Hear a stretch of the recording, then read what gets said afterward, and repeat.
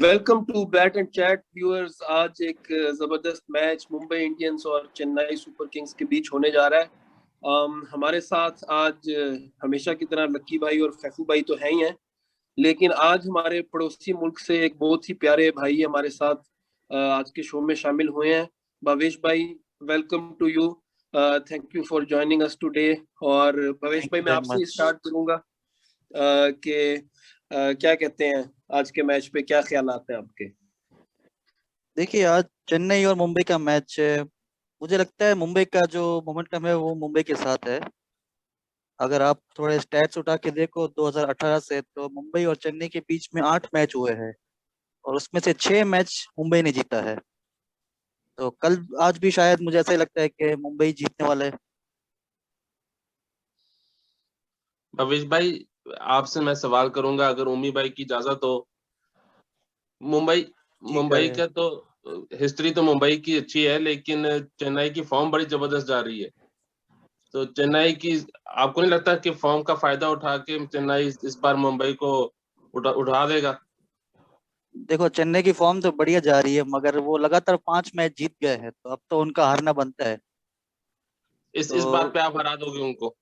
नहीं, अभी विकेट्स भी काफी फ्लैट हो गई। तो आप जानते हो, अगर आप पिछले आईपीएल में जाके देखो, तो जैसे जैसे मैचेस आगे बढ़ते हैं तो मुंबई अपने फॉर्म में आने लगता है। तो उनके 5-6 मैच हो गए और पिछले मैच में हमने देखा किस तरीके से वो जीते थे। तो अभी जो मोमेंटम है वो मुंबई के साथ है, और कल मुझे लगता है, मेरी स्ट्रांग फीलिंग है कि मुंबई इंडियंस कल जीतेगा। बिल्कुल।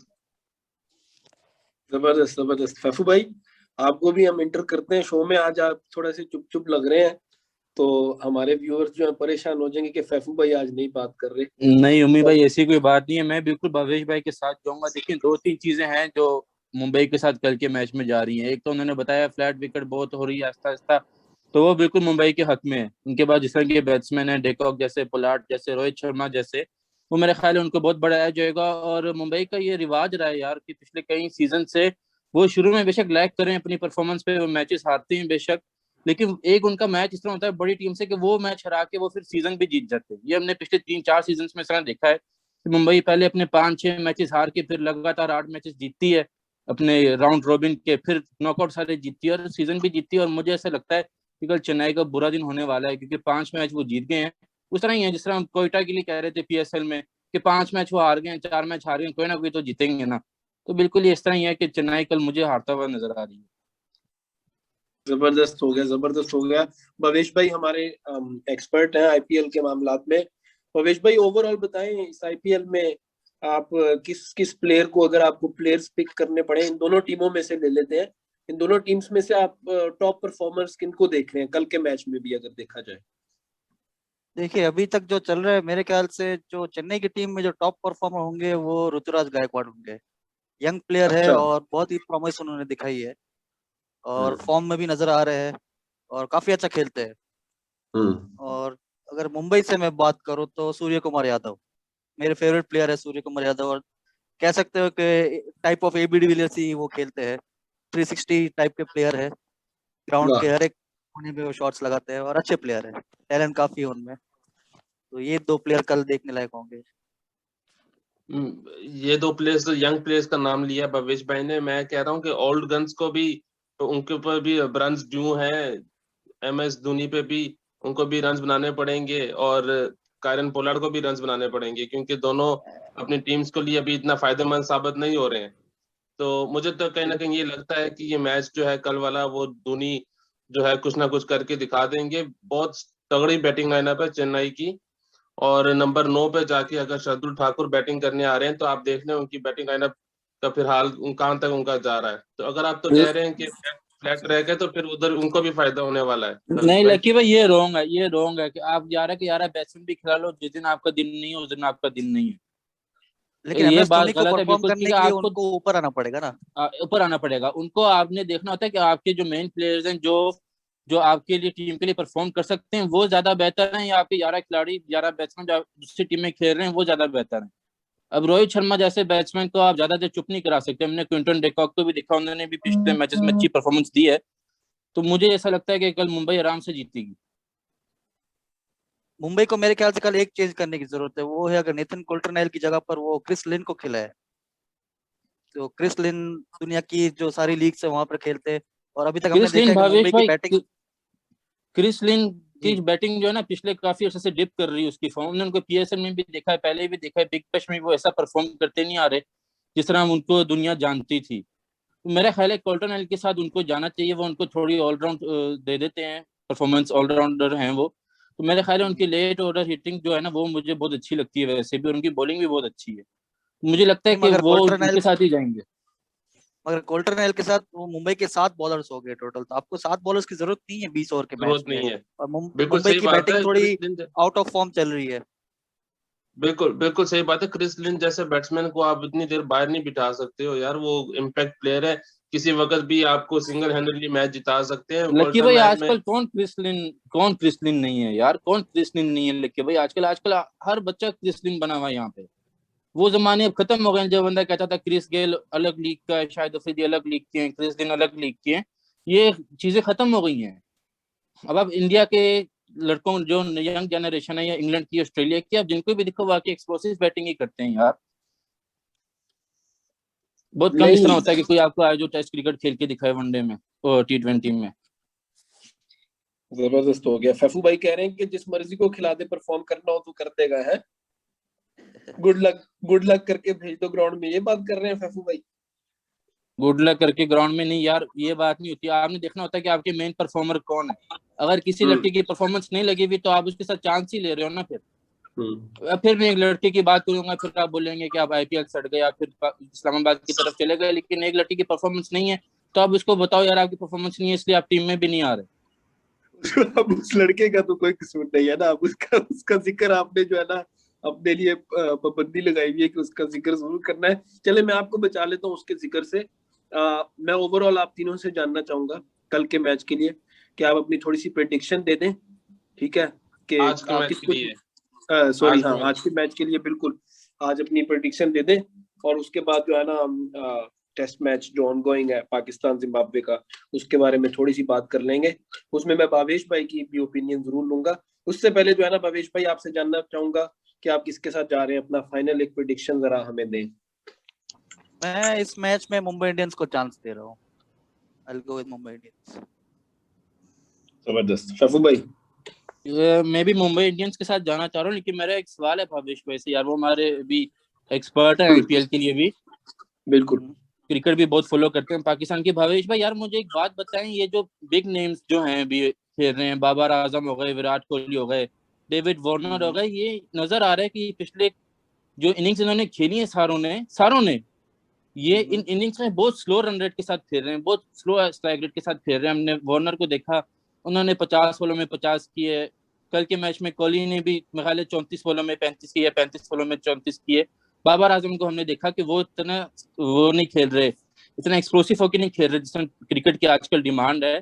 तो इसकी क्या वजह है? क्या सारे सारे लड़के अपनी एवरेज सेट करना चाह रहे हैं या एक दूसरे से नीचे नहीं होना चाह रहे हैं, या क्या वजह है इसकी भावेश भाई? ये अपने ऊपर कुछ ज्यादा ही प्रेशर ले रहे हैं, और खास करके हमने देखा कल डेविड वार्नर जिस तरीके से खेल रहे थे, और उनकी टीम भी परफॉर्म नहीं कर रही और वो एज ए कैप्टन भी परफॉर्म नहीं कर पा रहे थे, तो उनको अपनी जगह भी बचानी और टीम को भी जीत दिलवानी थी। तो शायद ये वजह हो सकती है कि उसकी वजह से वो स्लो खेल रहे थे और चाह रहे थे कि वो पूरे 20 ओवर खेले। और वैसा ही हम विराट कोहली का देख रहे हैं कि विराट कोहली काफी टाइम से फॉर्म में नहीं है, पिछले 1 डेढ़ साल से उन्होंने सेंचुरी नहीं लगाई, तो उनका जो खराब टाइम है वो काफी लंबा होता जा रहा है। तो अपने ऊपर वो कुछ ज्यादा ही प्रेशर ले रहे हैं। बिल्कुल ऐसा ही है। कैप्टन हैं, तीनों कैप्टन के नाम लिए हैं फैफू भाई ने, जिनकी जी। परफॉर्मेंस इस तरह की हो रही है, एडिशनल लकी भाई प्रेशर ले रहे हैं। मैंने और मैंने ये मेरा फैफू भाई, आप अगर देखें तो के राहुल भी अपनी इनिंग्स ऐसे ही बिल्ड करते हैं, उनके भी 40 बॉल पे 40 होते हैं, तो आगे फिर अगले 20 बॉल्स पे वो 40 करके तो अपनी कहीं ना कहीं स्ट्राइक रेट बराबर कर लेते हैं। वो चीज में हमें ये तीनों भी ट्राई कर रहे हैं, लेकिन इनसे हो नहीं पा रहा है, फिनिश नहीं हो ये तो पा रहा है केएल इनसे। राहुल कल खेल गए आरसीबी के सामने, पूरे 20 ओवर खेल गए, इसलिए वो 90 तक पहुंच गए थे, वरना अगर आप बिल्कुल देखो तो 40-50 बॉल में 100 की स्ट्राइक रेट थी। उस दिन हमने ऐसे ही। उस दिन हमने वार्नर को भी देखा, वो 18वें 19वें ओवर में जाके आउट हुए हैं और उनका स्ट्राइक रेट बिल्कुल 100 का था। 50 बॉलें उन्होंने खेली हैं, 50 रन उन्होंने स्कोर किए हैं, बिल्कुल 100 के स्ट्राइक रेट से। तो यार कहीं ना कहीं मुझे ये लगता है कि जो बड़े प्लेयर्स हैं ना, जो भी 3 4 5 बड़े प्लेयर्स हैं, ये कहीं ना कहीं अपने लिए खेलते हैं और जहाँ पे उनकी टीम के लिए भी फिर उनको नुकसान होता है। थोड़ा सा आप कह सकते हैं फैफू भाई, थोड़ा सा कह सकते हैं, लेकिन कभी टीम प्लानिंग में भी हिस्सा होता है ना कि एक बंदा जो है वो इनिंग्स लेके चलेगा, एक एंड रोक के रखेगा, और उसमें सीनियर्स प्लेयर्स को ही ये रोल मिलता है। विराट कोहली जैसे, बाबर आजम जैसे या डेविड वार्नर जैसे प्लेयर्स को ये रोल मिलेगा कि आपने इनिंग्स लेके चलनी है। बाकी यंग गन्स बहुत हैं, जिस तरह आपने बताया आजकल तो सभी क्रिस लिन है, बाकी आके मारदार करें और ये लोग इनिंग्स लेके चलें तो मैच जीत सकते हैं। तो और फिर थोड़ा जैसे सा अपने लिए भी बैट्समैन ये खेलेंगे खेलने तो उसमें कोई हर्ज नहीं है। जैसे बैट्समैन खेलने आए वैसे बॉलर्स भी खेलने आए ना, और आजकल वो वीडियो ग्राफिक्स बहुत हो गए, हर कोई वीडियो रिकॉर्ड करके देख लेता है कि कौन से बैट्समैन की कौन सी कमजोरी है, तो उससे भी पता चल सकता है कि किस बैट्समैन को कहाँ पे बॉल डालनी है। बिल्कुल। बिल्कुल उम्मीद भाई, जबरदस्त। मुझसे भी प्रिडिक्शन ले लें कल की। दोनों भाई भाई मुंबई से साथ जा रहे हैं। मैं तो धोनी को नहीं छोड़ने वाला हूँ भाई, मैं तो MS धोनी के साथ ही जाऊंगा। वो हमें जिताएगा कल मैच, इंशाल्लाह देखिएगा आप। जबरदस्त, वेरी गुड, मजा आएगा। अगर अगर बैटिंग से ना जिता सके धोनी भाई तो अपनी कप्तानी से जिताएंगे, स्टंपिंग से जिता देंगे, कुछ ना कुछ करके दिखाएंगे आपको। ये तो लाजिम है, वो कैप्टनसी और कीपिंग में छोड़ेंगे नहीं। बस देखने बिल्कुल भवेश भाई ने मेरा जबरदस्त, साथ दे दिया है। जबरदस्त, वेरी गुड। और बड़ा मजा आएगा, दिलचस्प होगा मैच, मजा आएगा अब देखने का। आप लोगों की प्रेडिक्शन जो है बड़ी जबरदस्त थी। आप लोगों ने बाबर आजम की बात की, प्रेशर की बात की। बाबर आजम पे मैं रहूंगा और इसको यूज करूंगा दूसरे मैच पे आने की, जो पाकिस्तान बा मुकाबला जिम्बाब्वे हो रहा है। दो बहुत बड़ी टीमों का मैच हो रहा है और बड़ा क्रूशियल मैच हो रहा है टेस्ट क्रिकेट का।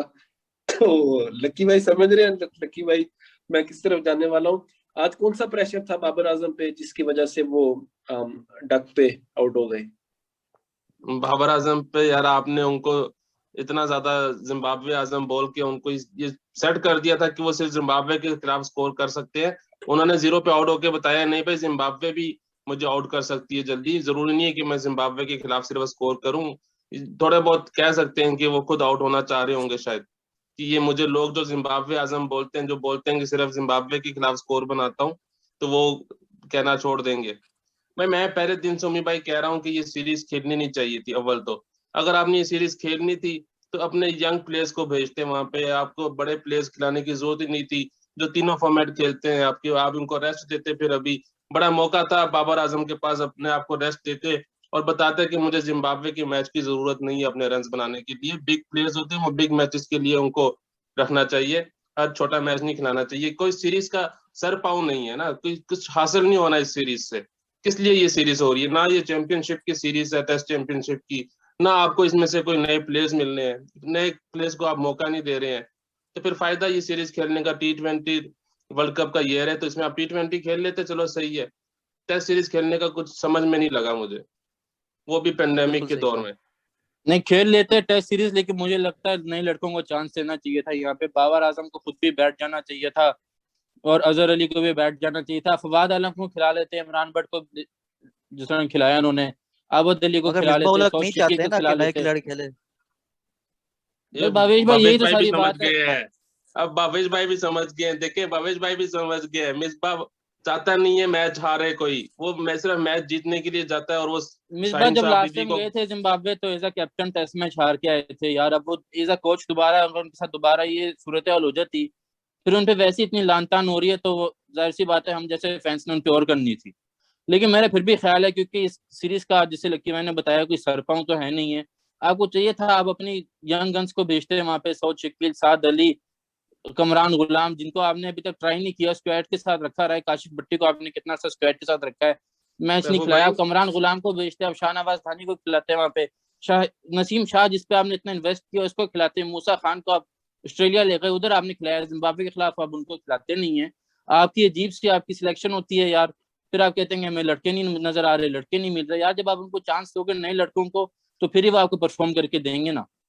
अब इधर भी आप अजहर अली, बाबर आजम को खिलाते रहोगे, तो फिर आपको और क्या चाहिए? फिर लोग तो बोलेंगे कि भाई जिम्बाब्वे के खिलाफ स्कोर करके बाबर आजम, अब बाबर आजम नहीं जिम्बाबर आजम हो गए।